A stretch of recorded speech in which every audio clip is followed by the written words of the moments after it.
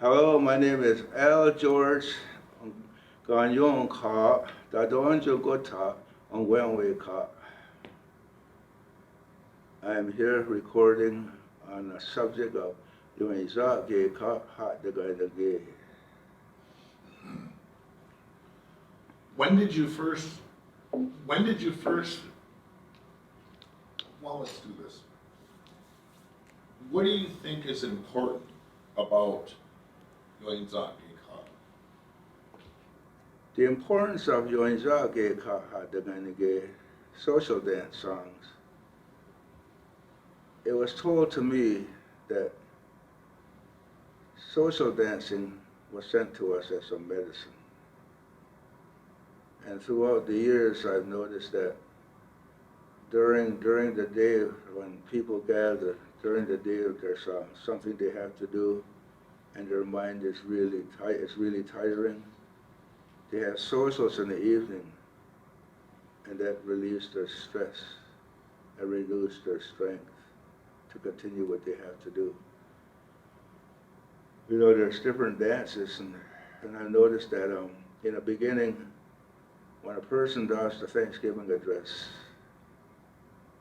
at the end of it, he says that they're going to start the social dances now. And if there's somebody in here that's not feeling well or something that come to the thing with a heavy mind, throughout the evening, throughout the dancing and the atmosphere, the songs and the dancing, it seems to relieve that, and everybody leaves with a smile on their face and feeling good.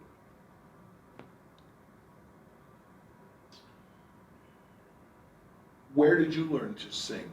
When did you learn to sing? I learned at a later age in my life. As I was growing up, I used to hear my dad and his friends sing all the time, and they sounded good. I think that's what I wanted to learn how to sing, just to be a part of the thing that was going on, because I liked it so much. And when I started singing, I had a lot of help. I listened to a lot of tapes. I had this box recorder, and I must have went through about 5 of them, listened to tapes, rewinding them, so. And I learned a lot. I heard a lot of good singers. A lot of them have passed on now, but there's still some good singers out there. Did you work with a teacher like to learn the songs, or did you kind of learn them on your own from the tapes? I kind of learned them on my own. The songs I listened to, like I had recordings and stuff like that. Right? Then nobody ever sat down and, well, there's one person that sat down and if you sang a song and there were words that were like language words in that, and if you listen to the recording and you think you hear what you're going to sing, and you sing it, and there's a person that's sitting on the side there, and he knows the language, and he'll say, "That's not what it says." And it's happened to me quite a few times, and sure enough, when he tells me what the words are in the song, I'd go back and I listen to it, and then I would hear it. So that's my experience with language songs.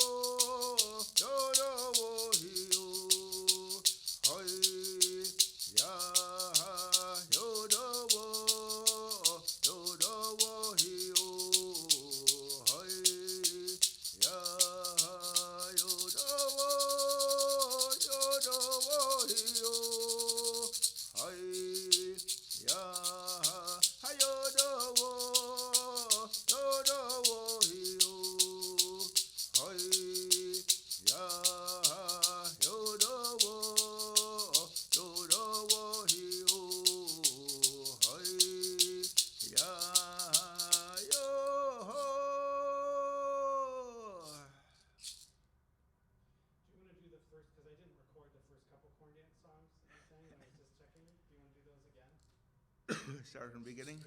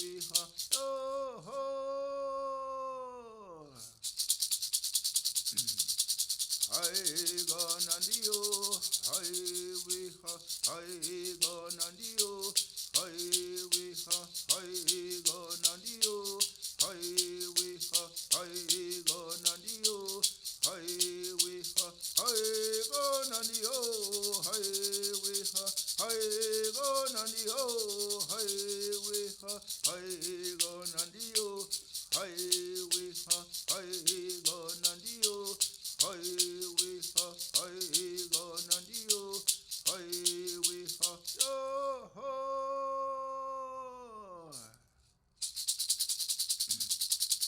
Yoga Nandio, highway ha, yoga Nandio, highway ha, yoga Nandio, highway ha, yoga Nandio, highway ha, yoga Nandio, highway ha, yoga Nandio, highway ha, yoga Nandio, highway ha, yoga Nandio.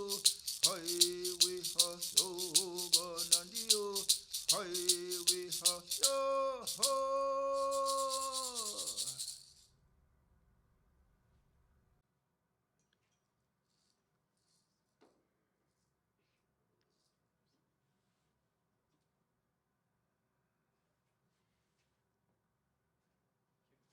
Still rolling? Yeah, still going.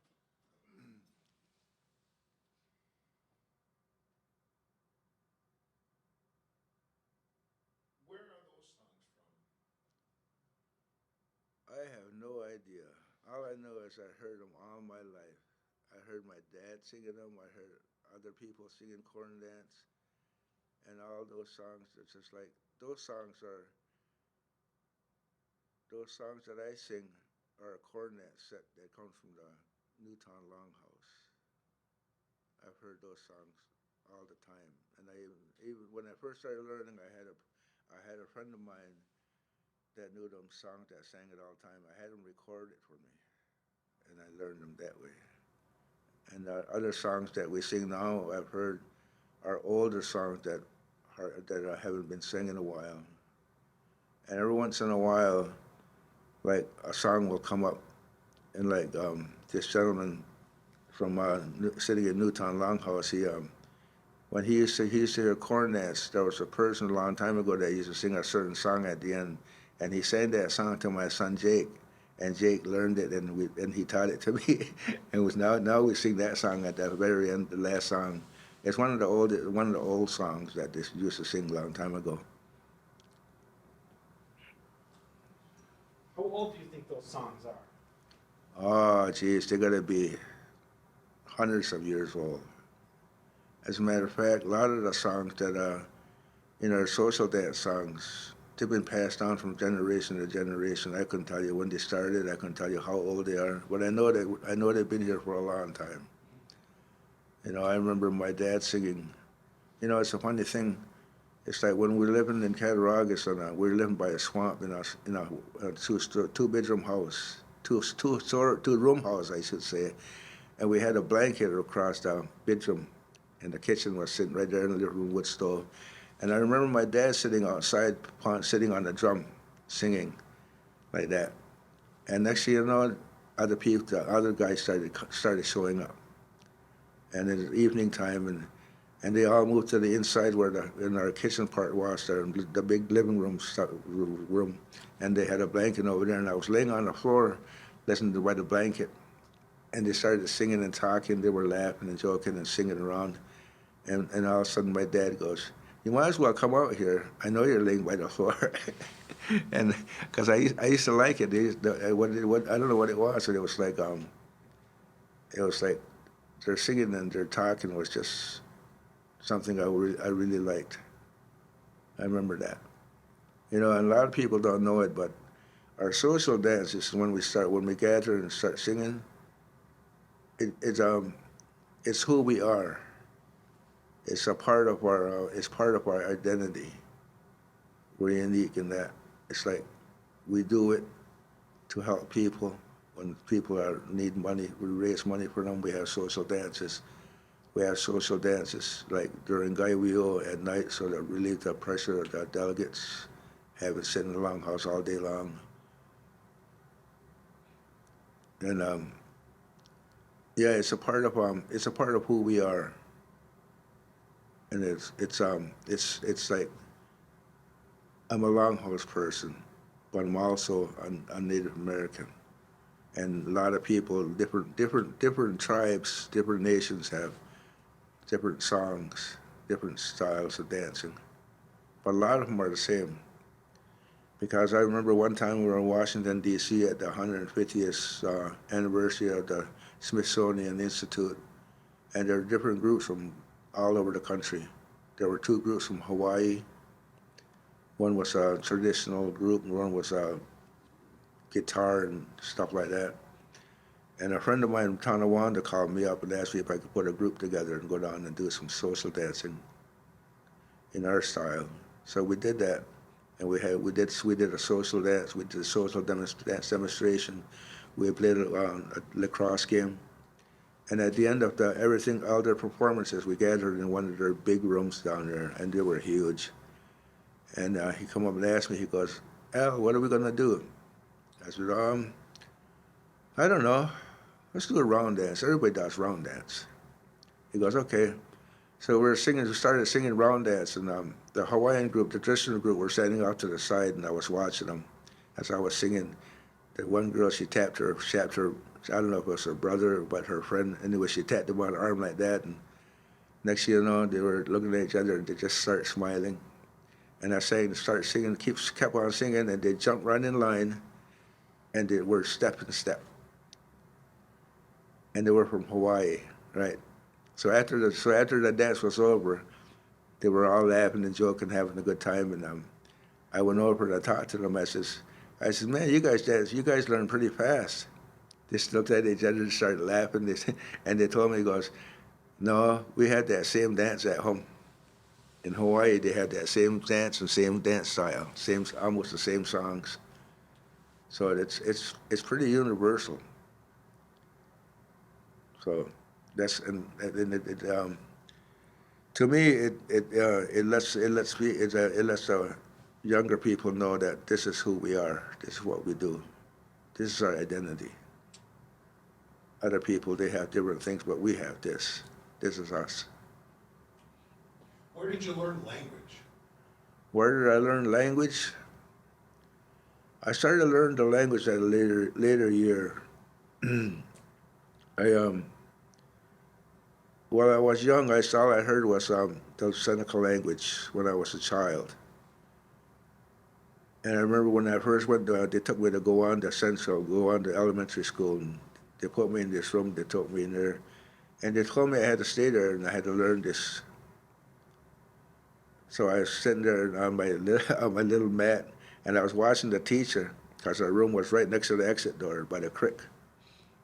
And as soon as she walked out, I got up and I ran, opened that door, and took off because I couldn't understand the words she said in English. And I heard the language when I was born to when I was like going to kindergarten. And after that, my father told me I had to learn the language in order to survive. So I learned the English language. Then when I started learning the Seneca language, I went back, when I got older, I went back to the longhouse, and they asked me if I knew how to do that, a certain thing, collection speech. I said, "No, but I know somebody that can teach me." So I goes, "Okay, well, you and me, my other cousin and two ladies, we were responsible for collecting on the animal side for the big hits that in midwinter's time." So I said, "Well, I got till tomorrow morning to learn that speech." So I went up to Rachel Whitegout's house. She was an elderly lady, very knowledgeable. And as a matter of fact, she was my Aunt Pearl's mother. So I walked up to her house. I took my pencil and my book, my pad, and I knocked on her door. She smiled. She goes, I knew you were coming, right?" So she goes, "And what kind of?" She goes, "What?" She told me to come in. So I went in. We had coffee and smoked a cigarette. She goes, "What can I do for you?" I said, They asked me to do the collection speech for the big kids, for our uncles tomorrow. And I told them, I said I would try it. And all the other 4 people, they goes, you think you can learn that by morning? I said, I don't know, I'll try. So I asked her if she would teach me. She goes, Onöndowa'ga, she says. So I took my pad and pencil out and I put it on the table. I said, write that down for me. She looked at me, she started smiling. She goes, no, I can't do that. Out there, she goes, you're going to teach me, right? She goes, yeah, I'll teach you. She goes, I'll speak, you write. And write it down the way it sounds to you, so that when you read it, you'll be able to understand and say it. Because if I write it, you won't be able to understand it at all. You won't even be able to look at it. She said, I said, okay. So what she did is she told me the first phrase, first couple of phrases, and I wrote it down, and then she would tell me a story. This was like about 4:30 in the afternoon, supper time. She'd tell me a story. We'd sit down, we'd have some little bite to eat. And then she would look at me all of a sudden out of the blue. She goes, what did I just tell you? And I had to look at my paper, and she goes, no, because we had to do it again. So she did it again, and I was reading it like that, and I sent it back to her. She goes, okay. So then she would stop, she would tell me another story. And like 15 minutes later, she'd say, what did I just tell you? So I remembered it, and I said it in Seneca language, what she told me. She goes, okay, now we'd go on to the next one. And she would tell me a little bit more, and she would do the same thing.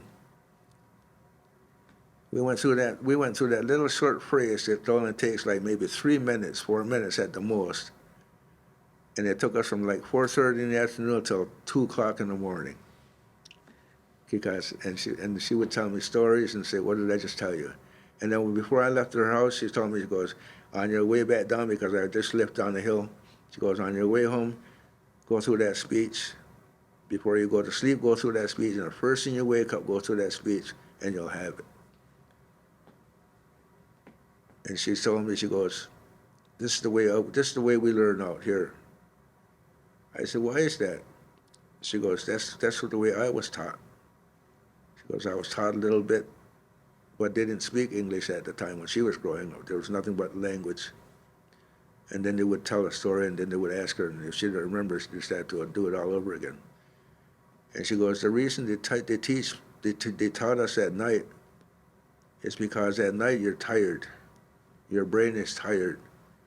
And if you go to learn something, you'll focus just on that, because during the day your mind is out there wherever it's gone, like whatever's going on out there, and you can't focus. So she said, when your mind is tired, you learn this, and the first thing you do when you wake up, you go through it again, and then you know it, because that's the way we were taught. So that's what I do sometimes. If I'm learning the language, and then after that I started learning a little bit at a time. Like, as a matter of fact, they used to do that after I started learning the Onöndowa'ga and certain how to announce songs and stuff. I used to go to this sitak girl in Newtown Longhouse. She's passed away now. But every time they would ask me to do something, I said, just a minute. I'd get up, and I'd walk across the floor, and I'd sit down next to her. I'd ask her. She'd tell me. And I'd go back, and I would repeat what she told me. And after we got done, she goes, stop up to my house. So I stopped up to her house one day, and afterwards she could bring a recorder. So she started going through what she told me, and she translated it. And then she started telling me how to take care of funerals.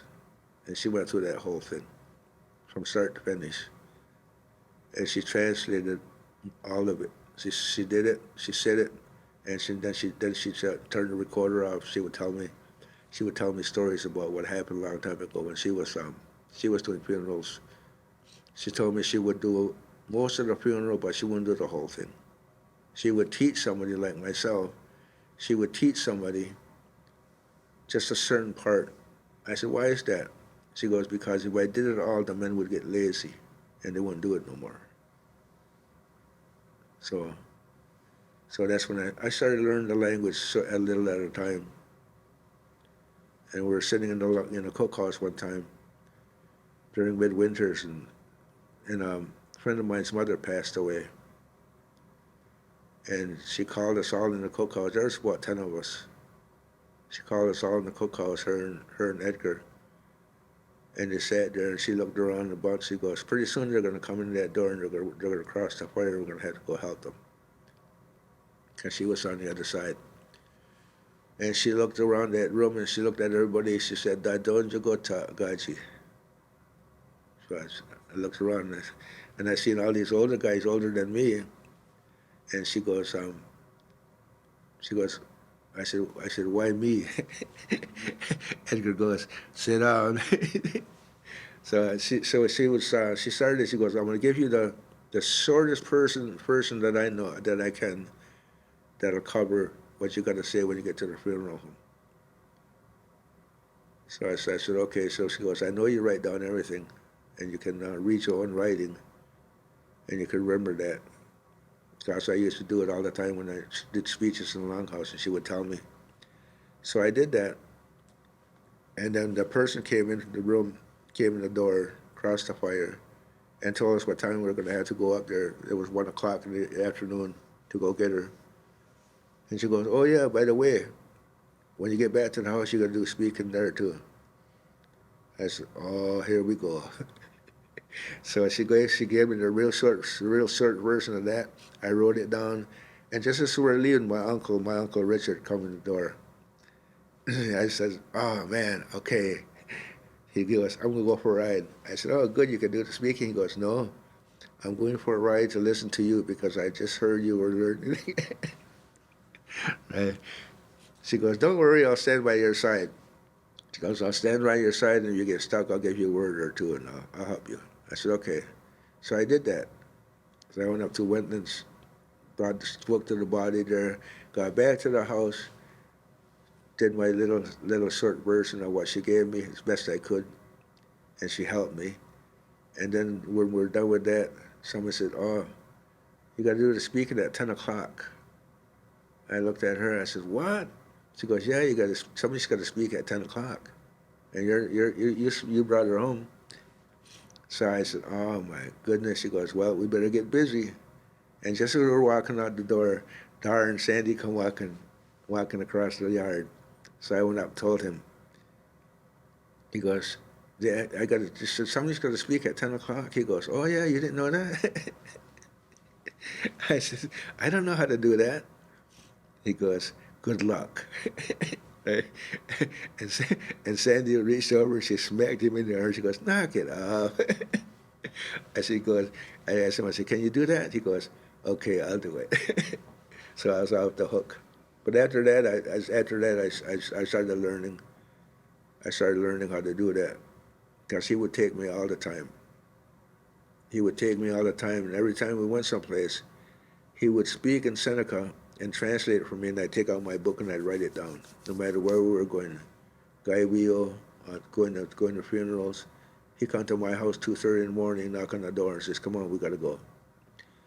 And he would speak all the way there, and I'd write it down, and he would translate it. And then we go to speak at 10 o'clock at the wake. He would do that. We go to the funeral. He'd pick me up, take me there, and he would do that. Go through that whole thing. And that one time we went to this young lady. She passed away. We get to the door. He goes, "Okay, it's your turn." He did that with the language for Gaibio too. He said that all the way to Akwesasne, all the way to Green Bay. Everywhere we went, he would go through that. So that one time we got to Akwesasne. We got there. He hands me the invite stick. He goes, "Okay, it's your turn. You're ready." So that's when I started learning the language. And I noticed that every time you learn the language, there's a lot that I don't know. And I remember the old guy saying, "I'm still learning. Now I know what they mean."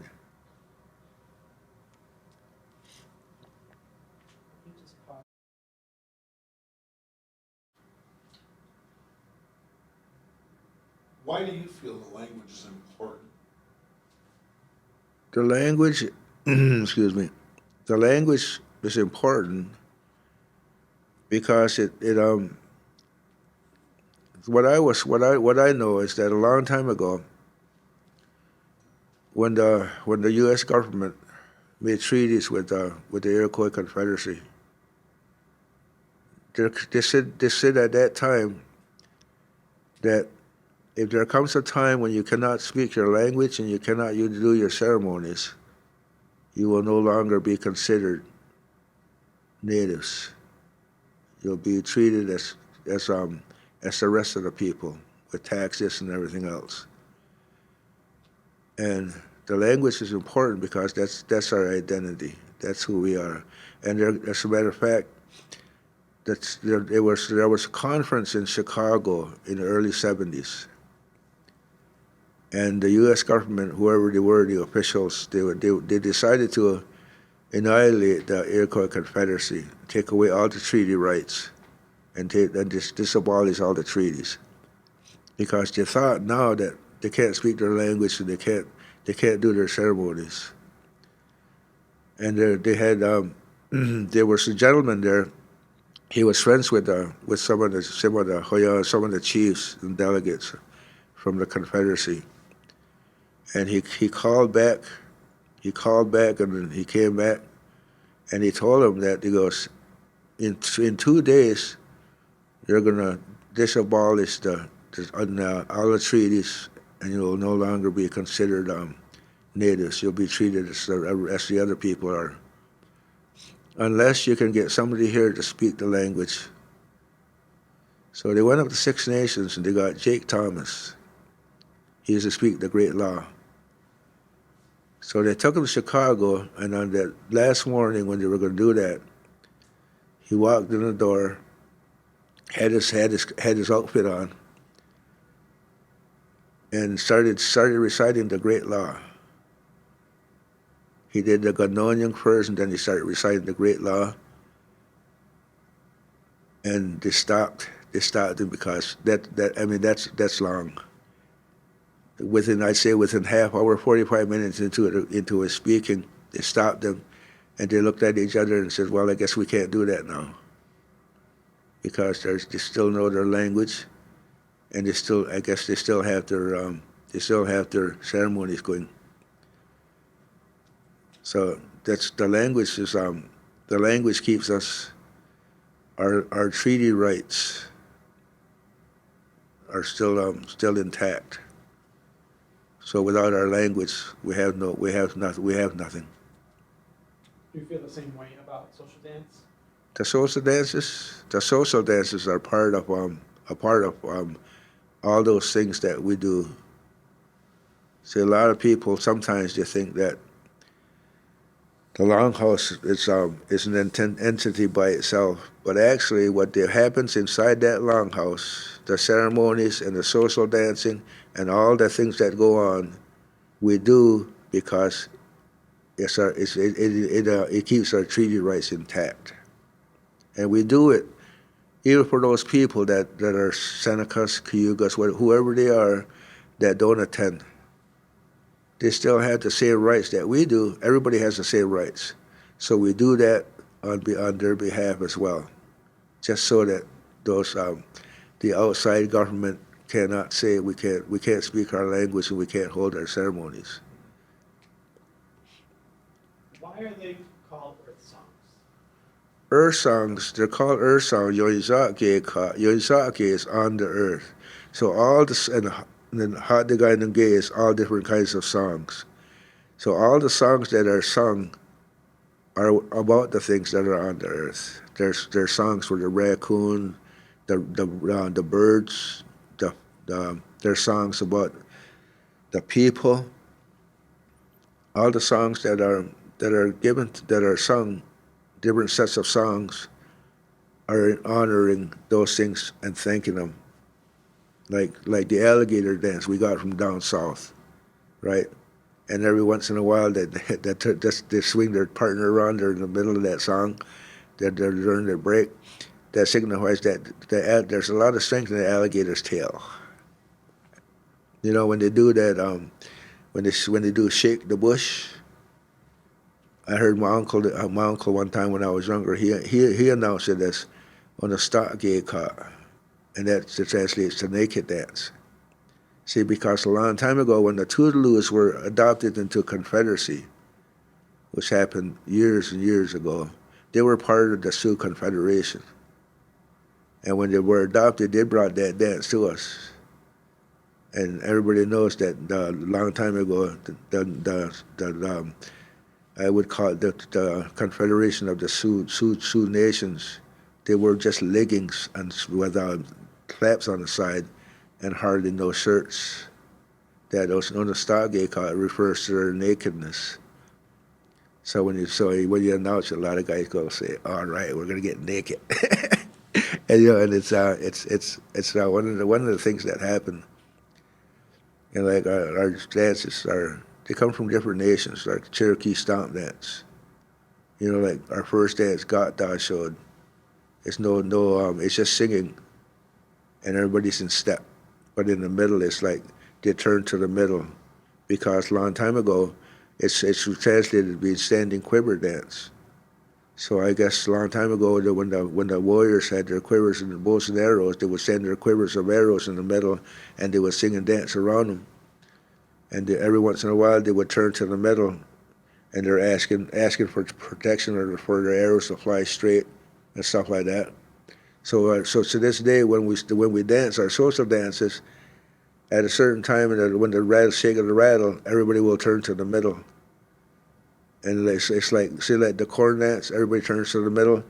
Symbolically, that corn is growing right there in the middle, and we're asking the Creator that we thank Him and we ask Him for the continuation of that because we use it for food. So I was going to ask about corn dance because it has that unusual pattern where it's not just in a circle. Well, sometimes, most of the time, it is in a circle, Okay. right? And when I was younger, I remember the corn dance. Like when I was singing, or started learning to sing corn dance, it was like a fast tempo beat, right?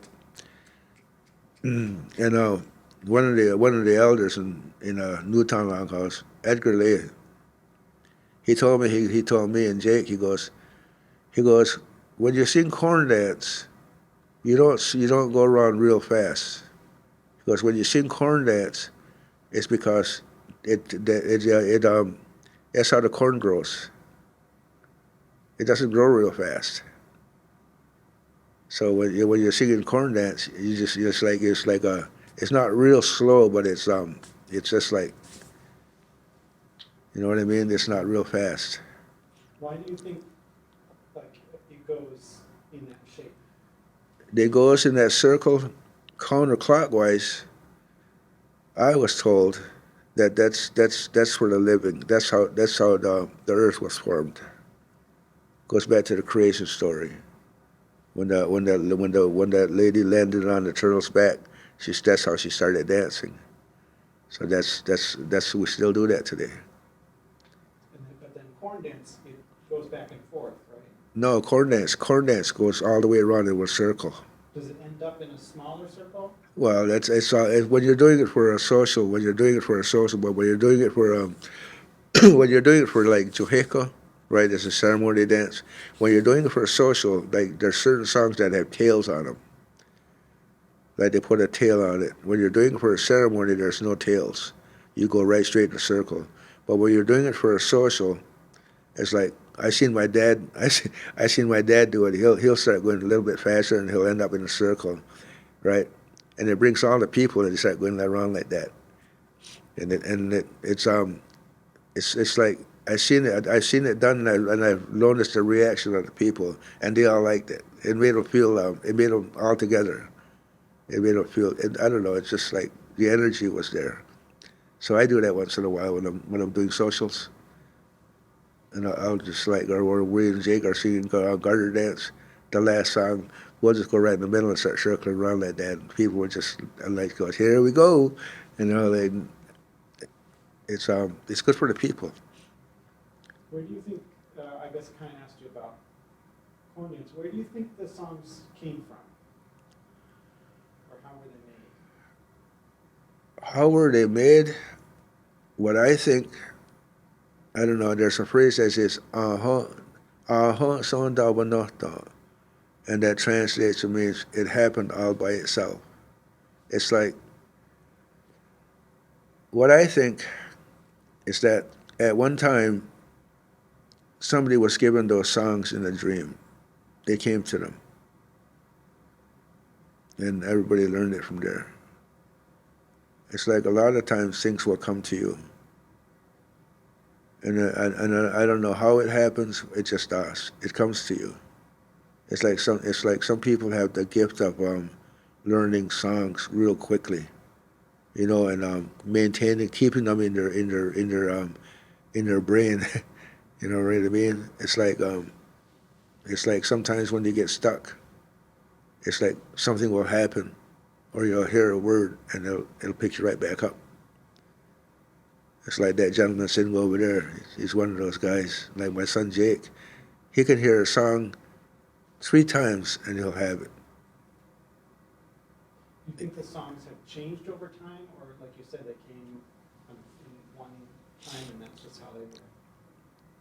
A lot of the songs haven't changed at all, I don't think.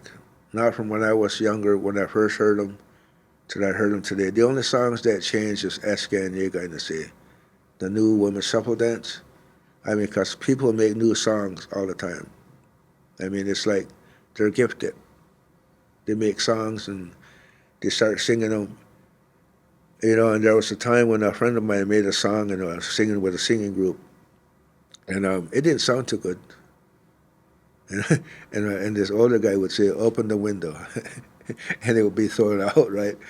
And he wasn't there that time. He wasn't there when they sang that song. So what happened is when all the singers started getting together, right, and they all started singing that song. It seemed like that song came to life, and it really sounded good. I mean, it didn't sound good when he sang it the first time, but when everybody started learning it and they put that rhythm to it, then it sounded good. And that's what happens when you get singers together, good singers. They can make a song. They can make a song good.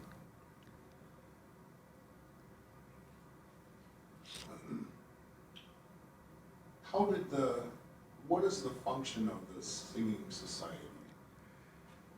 The singing society, I was told a long time ago that the singing society is responsible for learning the songs for the continuation of ceremonies and social dances. Anytime there's a song that is needed, the singing society is responsible. However, these days, and the singing society was also responsible. Like if somebody needs help, they're responsible for helping that person out. It's like if there's a death in their family, and the singing society will get together and they'll have a social and they'll raise money and they'll donate it to that family to help them out. The singing society is responsible for community aid, I would say, and that's how it was a long time ago when I was growing up. The elders, it's like the elders that were like the older guys that were used to be singers, they would still do that. In the spring, they would go to the creek. I remember when I was playing lacrosse, we went to the creek and we went spearing. And we made runs down the ripples when the fish were running, and we speared them and throw them on a band. The older guys would pick them up. And at the end of when we were done, they would tell us, "Take what you need to go home." And they had this real big silver container that they used to have in lacrosse boxes when they had lacrosse games. They had water in there. They would put the rest of the fish in there, and the next day they would take it out to the community and pass it out. And they would do that during the winter when they would go hunting. I remember doing that in the winter when I was hunting. And I wasn't even a member of the society at the time. But I would take a deer and I would cut it out, walk down the road and go to my grandma's house, my aunt's house, everybody, all the elders, and say, "You guys want some deer meat?" And I would, by the time I got home, I didn't have nothing. You know, the singing society is responsible for all that. It's like when there's a ceremony going to the longhouse, they're the ones that, then they say they're faith keepers are, But the singing society, the men are responsible for making sure that there's enough wood for the ceremony, wood for the longhouse. Because I remember a long time ago when I was part of the singing society in Newtown, every time they needed wood for the longhouse, we'd go out, they'd take their chainsaws out to the woods, they'd cut down trees, they'd save them, put them on a truck, take them back to the longhouse, dump them, and another group would take them and cut them up, stack them up. So they would always have wood. What would you hope this project would, how would it help the Native community first? How would it help the community? I think it would help the community because there's a lot of people that don't know the importance of the language. There's a lot of people that don't know that what the treaty signify. There's a lot of people that don't know that if we once they hear it, then they might realize, or some of them might realize, it goes, hey, that could happen. It's a fact, because I was invited to a watershed committee out in Cornell University. I was invited. They asked me to come down to the Onöndowa'ga and open up for the weekend session of that. And at that watershed gathering, they had different lawyers from different nations all over the country, and they would take their certain time, and they would tell how their court case went and how they won. If they won their court case, like in Washington, they got a thing about fishing, spearing, and all that stuff. And the lawyers were there with the people, and they would tell us how their court case was and how it happened or what happened about it. And they was going like that all weekend. And then when they got ready to close on Sunday, the main lawyer from Cornell University, he did that closing, and he said, it's really good that there's lawyers out there that are willing to fight for the rights of the Native Americans. He goes, but I just want you to know that it's a fact that with a strike of a pen, no matter how hard the lawyers fight or how much they know, with a strike of a pen from the United States government, all that can be abolished. And I remember him saying that. I looked at my brother, I says, wow. He goes, and that comes from the head lawyer. So now that the people know that it could happen, the continuation of the language and the social dancing and all the ceremonies, they'll be a little more grateful, because now they know. If they see this, now they'll know. How do you think it could help my community, the non-natives? How will it help the non-natives? I think every time we do a dance show for non-native people, it's like it's like an informational to them. See, a lot of them still have that idea in their heads that Native Americans are savages and that they live in teepees and they'll scalp you. But after we do our dance shows, they're more informed that we're regular people, but we're intended to give thanks to things. And when they realize that, a lot of them are more apt to lose their animosity towards Native Americans. And as a matter of fact, I know there's a lot of people out there that are for the fight for our treaty rights and all that stuff to keep going. And it informs them that there's things that are going on that they can help with, instead of being ignorant to the fact. You know what I mean?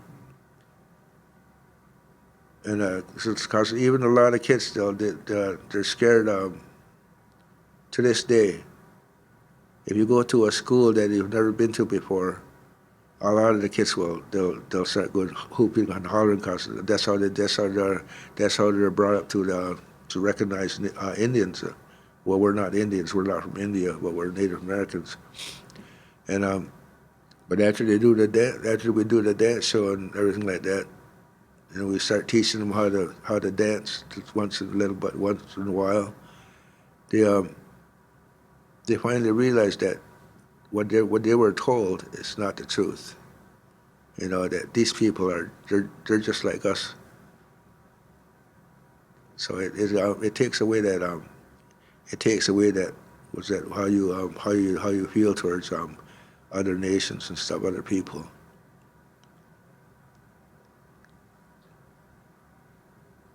What do you think? All right, go ahead. Has knowing social songs and dances created opportunities for you? Oh yeah, greatly. See, because when I was young and I mean, I would go to socials, and I would dance and enjoy it. But after I was taken away from all that, from a tragedy, and I didn't go there very much. I wasn't allowed to. I couldn't make it there once for a long time. Then I started getting older, and I went to service, and I started using alcohol, and everything else was living life and not caring. And then when I started listening, and I started learning the social dances and attending those things and learning the language, like the social dances part, the dancing, like everybody seen me dancing, and one of the time we went to a powwow with my friend Kyle and his drum group that I was asked to join. There was only 4 of us at the time: me, Kyle, Mike, and Corey. And we went to a powwow in Pennsylvania, and his dad was there. Dar was there. He's come up to me. He goes, "They having smoke dance competition." He goes, "Get in there," he says. I said, "I don't have an outfit." He goes, "I got one in the car." So he goes, "Try it." He goes, "You can dance." So I did. And after I did that, I had my own outfit made, and yeah, it's like learning the songs. I was asked to sing different groups. As a matter of fact, when Bill couldn't make it to the American Dance Theater, I got a phone call. They were going to Oklahoma City, and they asked me if I would sing for them. So I said yeah. So they flew me down there, and they started doing the woodland part of this section of the program. And I started singing ladies' dance for them, and there were 4 ladies from out west. And I started singing the song, and the director there, whoever he was, he stopped. He goes, "Are those the songs that Bill sang?" And I told him, I said, "Sir," I said, "you asked me to come down and sing, and that's exactly what I'm going to do. And this is the situation. The songs that Bill sings are the songs that he likes to sing, and there's thousands of songs out there. And the songs that I sing are the songs that come to mind when I'm hitting the drum." And I was told that when you're hitting the drum, if you're singing, everybody else will follow you. So he goes, "Oh, okay." So I started singing and went through that program, and them girls started dancing, and I said, I'm going to take you girls home with me. Because, man, them girls could dance. I mean, they could dance, ladies dance, better than most girls back home. And they were good at it. And I asked them, I said, "How did you guys learn to dance so good?" She goes, "It's not hard when you have good music." That's all they said. So a lot of opportunities come from learning to dance and learning to sing. I've been asked to go different places, and dancing has almost supplied me with enough gas money and food money. As a matter of fact, I was winning so much smoke dance. A friend of mine at the Snow Snake track, Redbone, he says, I told him, he goes, "Did you win?" I said, "Yeah." He goes, "How much?" So I would tell him, he goes, "Holy man, I better learn how to dance," he says. And he says, "You made that much?" I said, "Yeah, that's a matter of fact. I made so much money dancing. The IRS wanted me to do something." And I told him, I went and told the judge down here and talked to him. He goes, "Well, if they take you to court," he goes, "tell them to come here, because come to this court, and we'll just let them know that all the money that you made was tax free. You come from one Indian tribe to the next, it's tax free. It's not payment. It's thank you." So yeah, a lot of doors have opened because of social dancing and singing.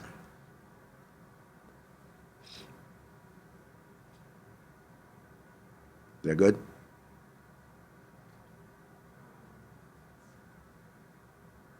Can you announce like Dot Dot Showed or Yor or something and then translate it?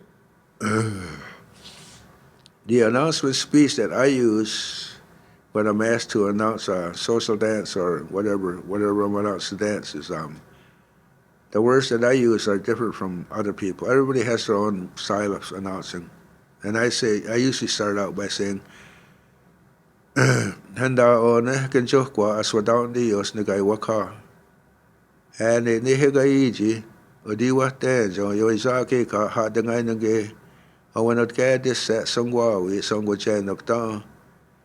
And ni wawga this honestista, ni sa Diego, then Jankiwa quit, and then the wado, and then I would announce the dance. And ni Gaiwi and Dako, ni Gaino, then I would announce the main singer that's responsible for the dances. And if there were two lead dancers, or two of them singing, and then ni di one, ni ase Gaiwi and Dako, and then the no dance. And the guy John, you go this one, how on the guy. Then I would sit down. And the translation is when you speak, I speak into the crowd, and I ask them to listen up. It's what's going on. Odiwa Tenjo is what's going on. It's Yonisake ka had the guy nge. And they were sent to us. I wanted to get this set as a enjoyment to the people. And while with this honestisto is that the two people that are the people that are in charge are ready. And this Diego, the Jonkiwa is they have selected this dance. Sa Diego is what the one they selected. Then Jonkiwa is the dance, it's the song or the dance. And then I would announce the person, Kaiwienda Kohnigaino, is the one responsible for these songs, and I would tell their name. Then I would encourage everybody to get up and dance. Yeah. Yeah. August. So,